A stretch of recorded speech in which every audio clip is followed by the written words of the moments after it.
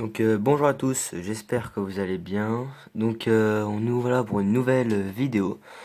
Donc dans cette vidéo, je vais vous dire ce que j'ai acheté et malheureusement ce qui m'est arrivé. Donc comme vous pouvez le voir, j'ai plus que ma femelle Aspitogram agassizi. Tous les autres sont morts.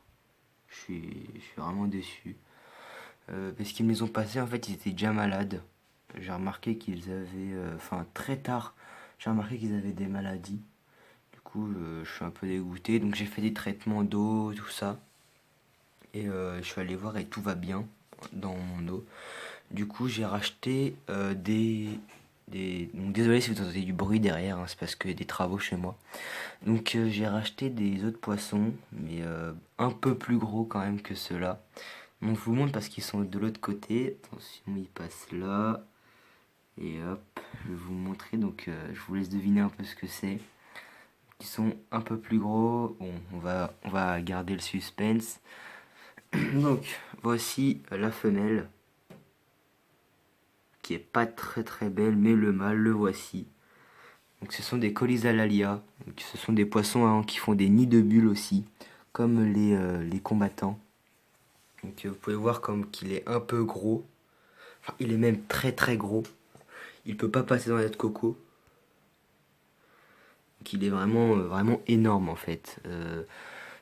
J'en avais déjà eu, mais je l'ai. Enfin, regardez quoi. Il est juste hyper gros. Donc il est hyper beau aussi du coup. Du coup ça fait hyper plaisir. Donc la femelle est là-bas. Donc je les ai pris aussi pour faire de la reproduction bien sûr, hein. Mais regardez-moi ce poisson. Il est juste énorme. Bon bref, ils vont se faire un coin. Voilà, donc je suis assez déçu pour les Aspitogram agassizi. Donc j'en ai pas racheté parce que ils avaient l'air malades aussi, ils avaient l'air pas très bien. Parce qu'en fait je suis allé dans un magasin qui fait un peu de tout. Donc si vous connaissez, ça s'appelle Truffaut. Donc c'est là où j'achète mes poissons. Mais bien sûr, avant, j'essaye de bien regarder. Puis là, j'ai pas du tout regardé. Mais j'ai pas du tout regardé l'Aspitogram agassiz car j'étais hyper pressé de les acheter. Et voilà. Donc comme quoi, faut toujours regarder par soi-même avant de les acheter. Donc ceux-là, je les ai mis en quarantaine pendant 2 jours. Voilà, donc vous pouvez voir la notion de quarantaine pour moi. Moi, c'est deux ten, enfin deux, ouais, bref, vous m'avez compris. Donc voilà, donc j'ai acheté de l'osmosé aussi pour le remplir jusqu'au bout. Et voilà, donc c'était pour vous dire que je me lance dans la repro de Colisa Lalia. Donc j'en ai déjà eu, hein, j'ai déjà eu des nids de bulles, mais par contre pas de reproduction car ma femelle était morte avant le mâle, car aussi victime d'une maladie. Donc celle-là j'ai bien regardé, je pense pas qu'elle ait de maladie. Le mâle ça se verrait avec ses couleurs, par contre la femelle un peu moins. Donc comme vous pouvez le voir, la femelle est beaucoup moins colorée que le mâle. Donc là, on peut le repérer très, très facilement. Donc ce sont des poissons assez faciles à reproduire, hein, même très très faciles. Euh, dans un bac spécifique, donc c'est-à-dire à l'écart, j'ai jamais essayé dans un bac communautaire. Donc là, on va voir. Il a l'air de s'amuser avec le courant. Ou alors ça a l'air de le déranger. Je sais pas. Bon voilà, c'est tout ce que j'avais à vous dire. Donc je suis vraiment navré pour ceux qui voulaient voir la reproduction d'Aspitogramma. Peut-être qu'une prochaine fois j'essaierai, mais pas tout de suite, hein, car j'ai cela déjà. Donc non, je ne vais pas faire comme les Aspitogramma, acheter un autre couple de ça. Non, cela c'est vraiment, enfin, il y aura que cela dans l'aquarium. Et si vous voulez, dans une prochaine vidéo, si vous le voulez, je pourrais vous faire une fiche d'élevage sur les Colisa Lalia. Donc peut-être essayer de voir le mâle qui parade devant la femelle, ça pourrait être pas mal. Ah,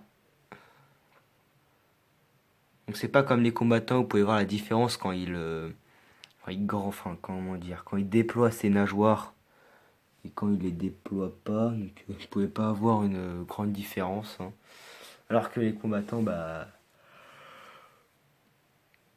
si on peut le voir, donc enfin franchement je le trouve juste énorme, juste enfin énorme, pas genre trop, enfin il est trop beau oui, mais il est juste hyper gros. Enfin j'en ai eu, il faisait quoi? Il faisait la taille de la femelle, le mâle. Elle est où la femelle? Nickel, j'ai perdu. Ah, elle est là-bas. Il faisait la taille de la femelle. Que la femelle est pas hyper grosse quoi. Et la femelle était encore plus petite quoi. Elle devait faire, je sais pas, 2 fois mon guppy. Donc oui, je sais, les guppies ne doivent pas être avec les Colisalalia, mais celui-là, je le laisse. Bah, déjà parce qu'il est beau et parce que je sais pas où le mettre. Dans mon autre aquarium qui est là-bas où il y avait mes combattants, celui-là, je vais le nettoyer. Je vais le refaire carrément. Parce que là, c'est vraiment le caca dedans. C'est vraiment le bordel.